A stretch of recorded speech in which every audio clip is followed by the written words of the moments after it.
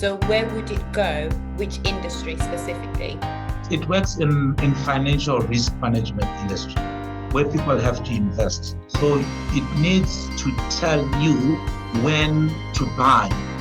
It needs to tell you when to sell. Hello and welcome to Ph.D. hardtalk. Jezepher, how are you today? I'm great, thank you. How are you? I'm very well, thank you. I'm excited to have you on Ph.D. hardtalk. So thank you so much for agreeing to meet up with me today. Could you please introduce your research? Yeah, thank you so much. So my name is Jezepher, doing a PhD in one of the universities in Zimbabwe. My PhD, my area is in finance, in financial risk management. The line, it's a mathematical line, and it's in option pricing, in stochastic volatility models, in fuzzy sets using artificial intelligence. So basically, mathematicians use some tools. You will note that people want to invest in something that gives them the least risk and the maximum return. Mm-hmm. So be it in Forex, be it in asset management, whatever it is that you want to invest in, you always have to look at the risk to say, look, how much risk, how much am I likely to lose all the money? How much am I likely to gain? So the better the return, the lower the risk, the more favorable the investment is. So mathematicians use a special tool called options. Now options, these are derivatives. It's a tool that gives someone the right, but not really the obligation of that investment. And now you get to have what is popularly known as the Black-Scholes-Merton. Now that's a very popular model to finance people, to mathematicians, and some in engineering get to use it. And these guys, they did this model in 1973.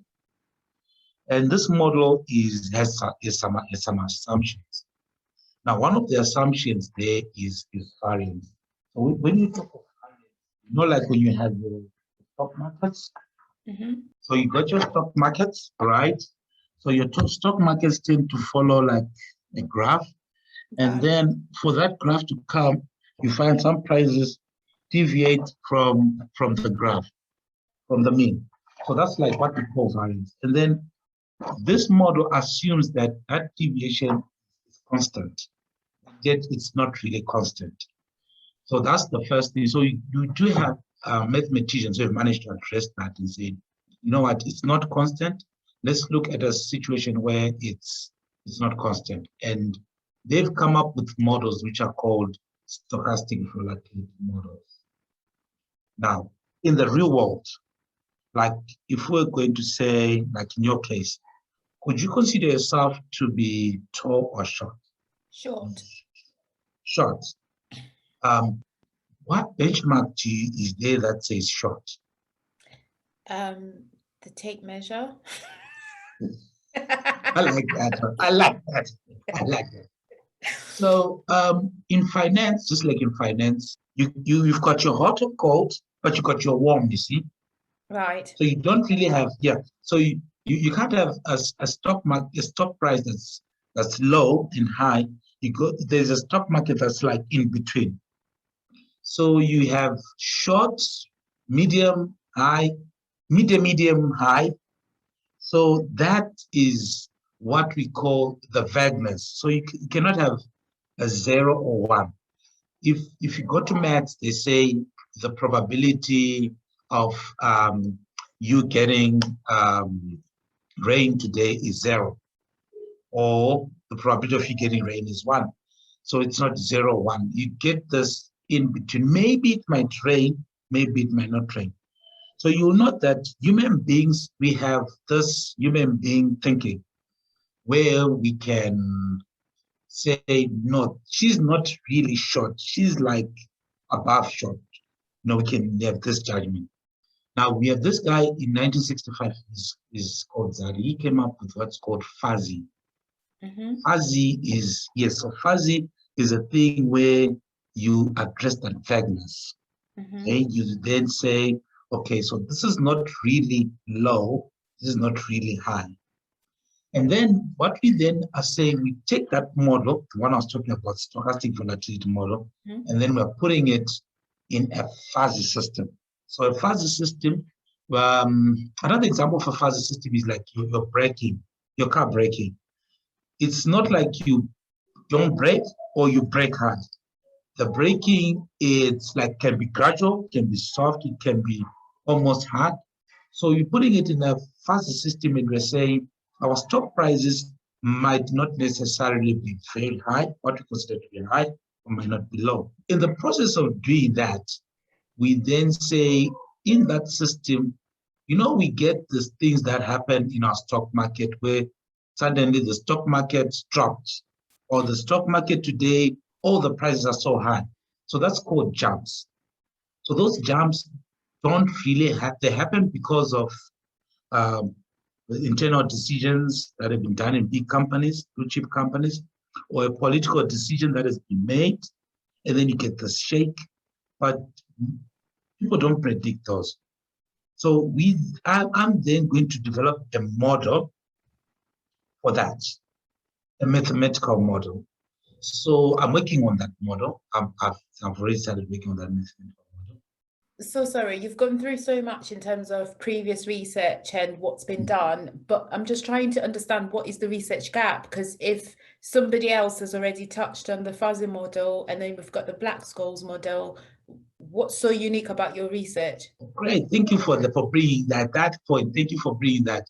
So now the research gap is I've got models. These models have not been introduced to the fuzzy. Okay. Are you developing the fuzzy model further as you feel as if it's not fit for purpose anymore? Is that what you're saying? It's there, but if I improve it, it actually addresses areas, gray areas, like the ones I've talked about, gray areas of jumps, like these political decisions, and then it tends to address that. So the model, it takes what we call the noise. So if it's with what we call external noise and internal noise. Right. So that model has not been applied in a fuzzy environment. Okay, so that's the your first time. research gap.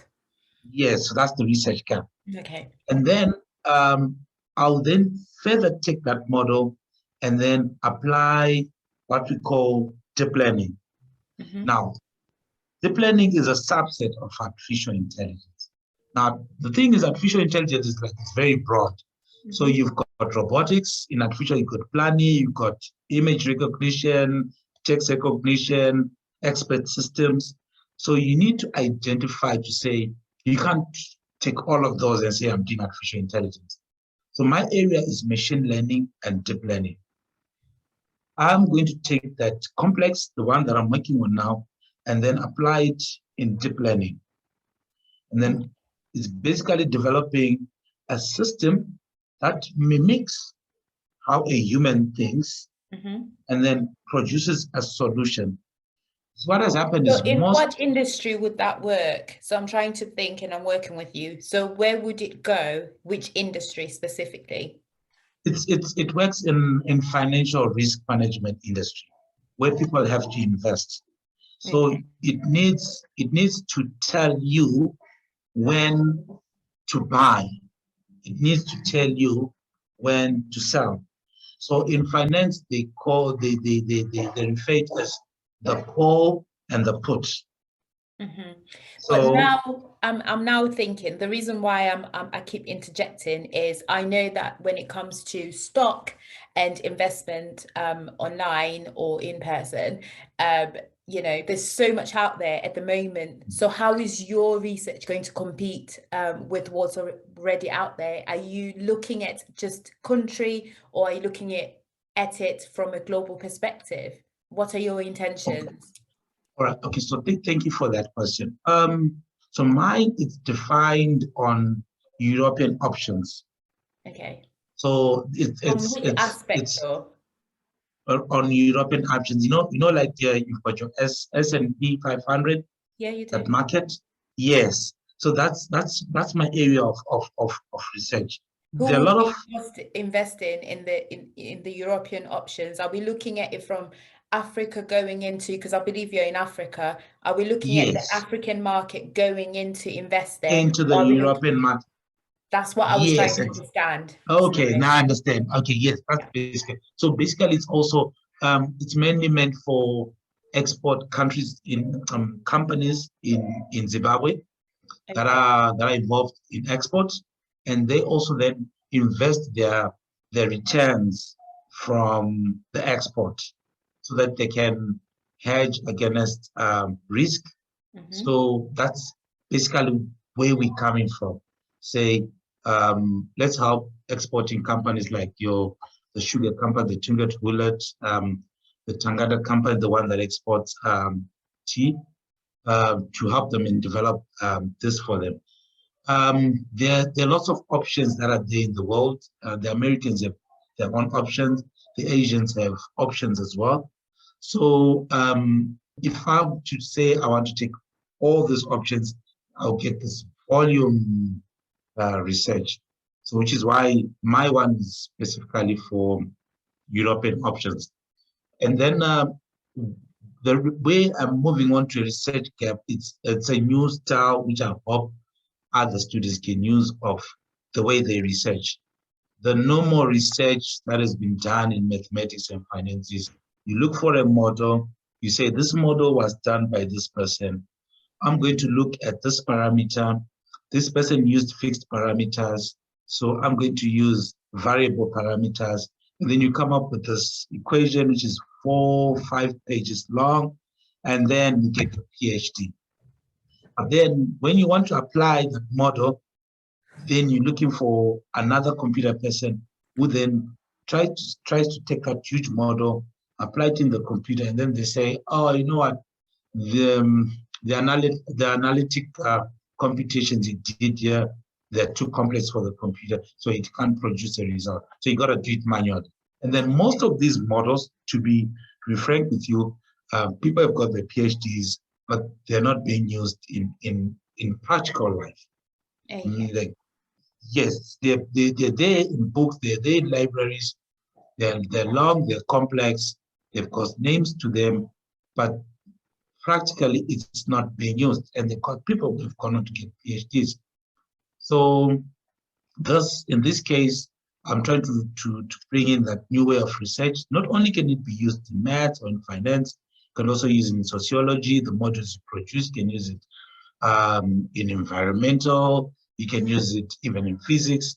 It's a way of us moving from producing paperwork and stays in the library and not applying it in real life. Okay, so your vision basically is to unite in terms of all the research findings that have been found, and you've found the loophole to ensure that it is utilized, and you've looked at the cost implications, or you haven't, in regards to the businesses that would potentially use your research. Is that what you're saying? Yes, yes. Okay. So in terms of, I understand everything that you're saying, but it sounds as if your research model is only tailored to the Zimbabwean market going into the EU. Is that right? Yes. But why wouldn't you look at Africa as a whole? Why are you limiting it to Zimbabwe? If you then look at Africa as a whole, you then have, like I'll give you an example, like South Africa. Exporting companies don't necessarily deal with the European market. They also deal with other markets as well. But you then get, like in my case, my type of model will become, in a way, more complex. Okay. Yes, and But we like complex but PhD, don't we? we love complex PhD. The current one, okay, maybe if I can put it this way, the Are you models going that to I'm lecture doing. me now? Not Like, really, hold not on, really, chapter not, not, one. not really, not really. The models that I'm looking at, the fact that I'm putting them in fuzzy and with jumps on its own, it's enough for a PhD. Okay. Yes, that's how tough and complex it is. So I actually had a webinar just like about an hour ago, and I had that question to say, okay, so you're already going to produce a complex mathematical solution, which is good enough for you to earn yourself a PhD. Artificial intelligence is complex on its own. So why are you making it so difficult for yourself bring in artificial intelligence when you can just earn your PhD just by producing an analytic solution? So I then answered him, say, I'm trying to come up with a practical based result, PhD. I know my analytic solution, like as it is now, I can publish it, the first objective, but and it's quite comprehensive. But it will just end up as an analytic solution.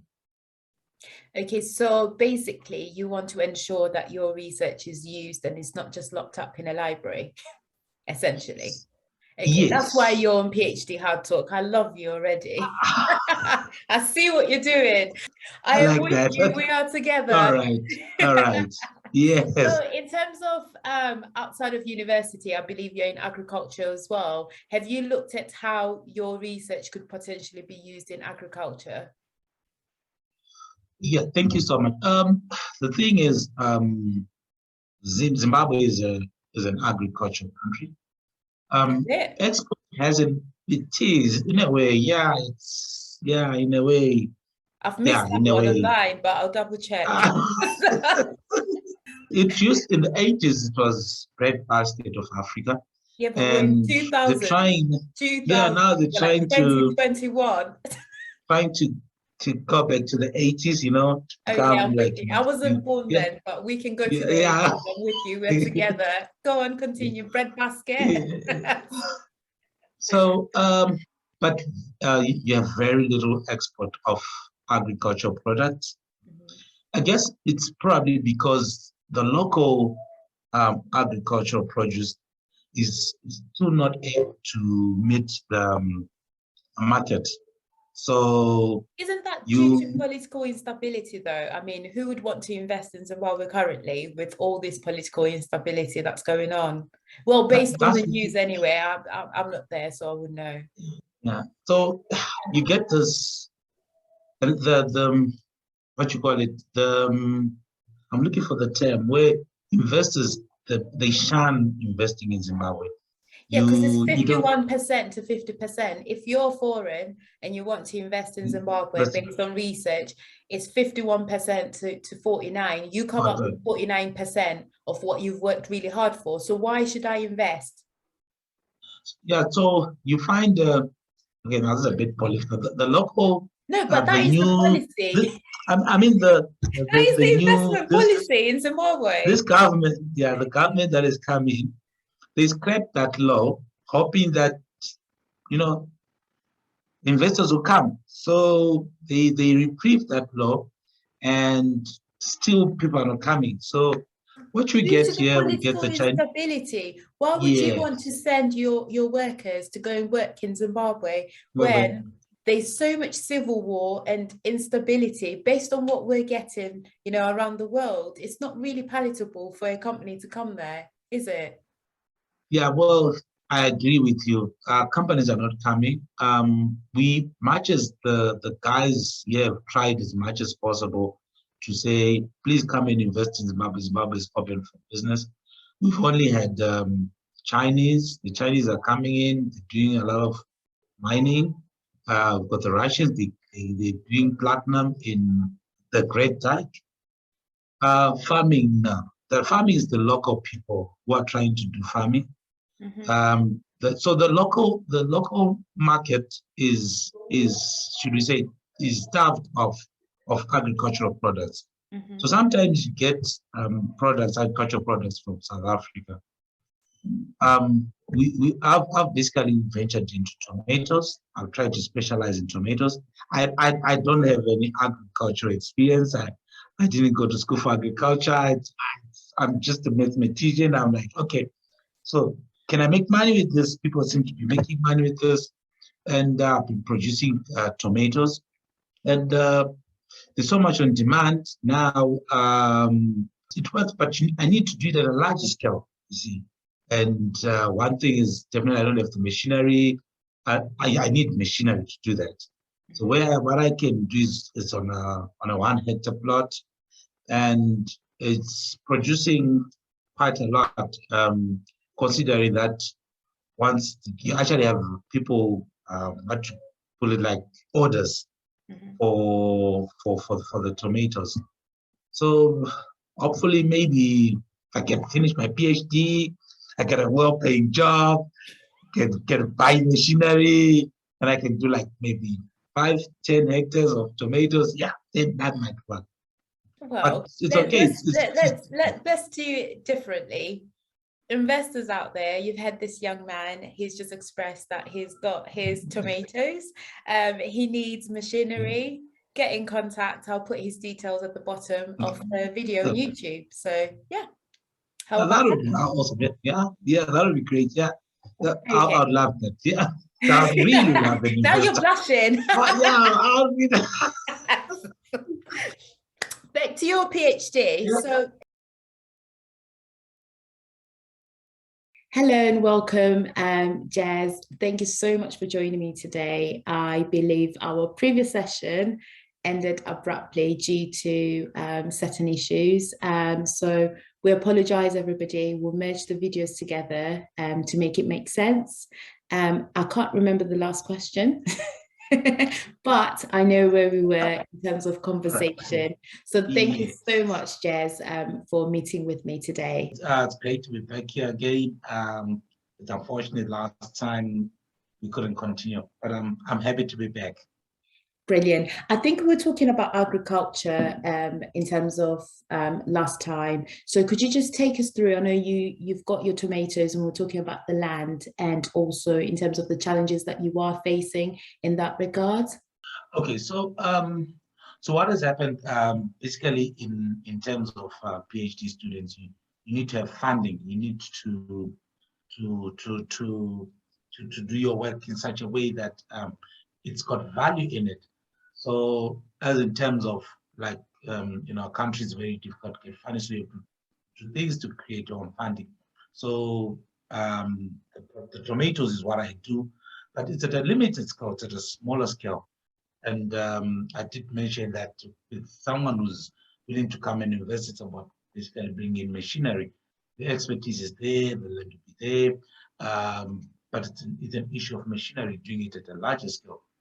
And machinery it's like basically you're trying to mechanize everything, right from planting to processing to harvesting. If you're able to machinize everything, it improves the efficiency of the project and it brings more value. Okay, brilliant. So I mean, we have to work here. Some of us are waitresses and some of us are cleaners just to ensure that we've got a bit of cash. As you know, in terms of a PhD, it's quite demanding. So you can't really be in full-time employment like that. So in terms of your project that you're working on, do you see yourself doing further research from a PhD standpoint, or when you get to your postdoc into agriculture, or are you living that as a side hustle? Obviously, the PhD is my priority, and the farming comes as a second thing. I initially started to say, it's my passion, but I want to use it for funding, and I'll definitely continue with the farming. But my PhD is the main priority, and I really love to see myself being more of an academic and contributing more in terms of improving the knowledge of students as compared to the farming. The farming, you can do it as well. It won't be worth the PhD that I'm doing. See, if I go into farming, it will be. I really feel You know,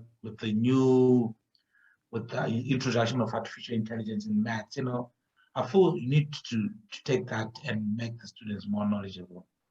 Okay, so genuinely, in terms of your research, is to give back to the community, is what you're saying to me through teaching.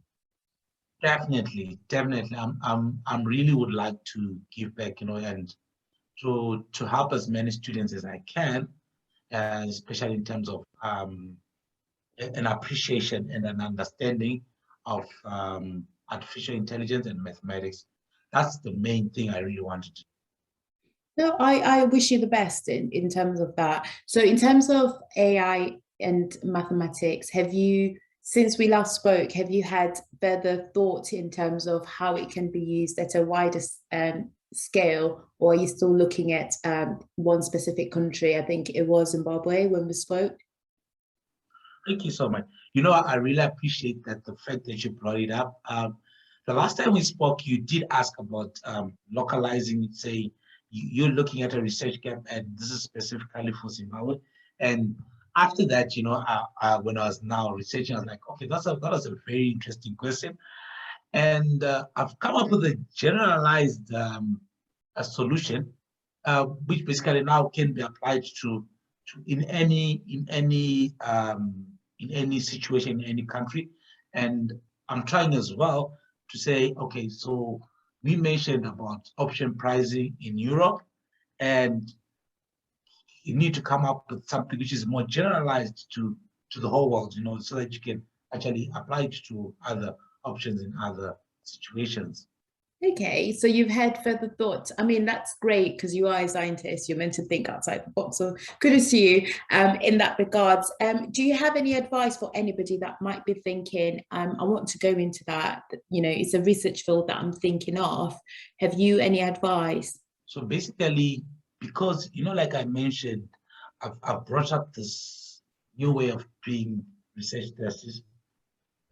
A lot of people are excited about it. I've had, you know, people that really want me to come and present to them to say, okay, so what exactly are you hoping to do here? I'm bringing, now you see, I'm saying to people, even in the undergrad, you know, they need to introduce some form of computer systems, because that's where the world is going to.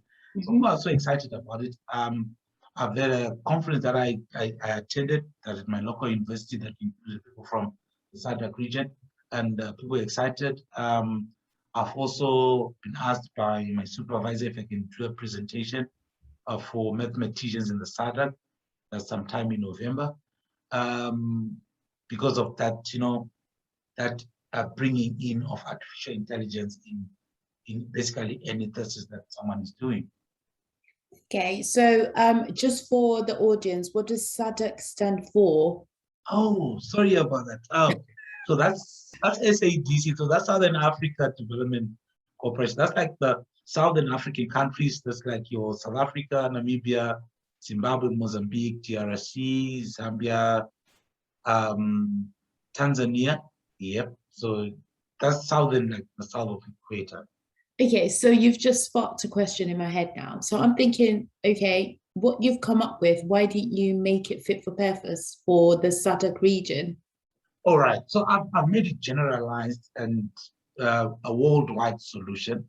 Yeah. For the SADC countries, I'm meeting other mathematicians. Yeah. Yeah, so these are mathematicians from my region, professors and lecturers from other universities. And then I'm now presenting this new way of doing research in mathematics. And I'm saying you bring AI into it. Yeah. Because most of them, they have done mathematics as a theory, and they've really come up brilliant new theories. Yeah. But they have ended up on just presenting the theory, and they've obviously got the PhD. It's worth the PhD. I'm not saying it's not worth it, but to just say, you know, add this new thing that's there. It sounds like the quantitative and qualitative joke here. That's what I'm getting here, but you know, I won't push it because we might get a few emails coming in. That'll get us also in trouble, yeah.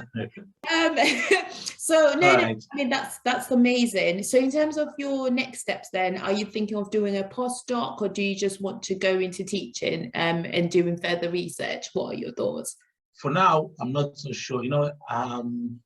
I've had, because now you're meeting so many people, you're meeting professors, you're meeting academics, you're meeting researchers. There's so many bringing so many ideas to me, and it's changed quite a lot. Much as I say, I want to get into lecturing, I want to tutoring. They brought in this new thing to say, you know what, you need to take this a higher level, you need to take this here, you need to do more of research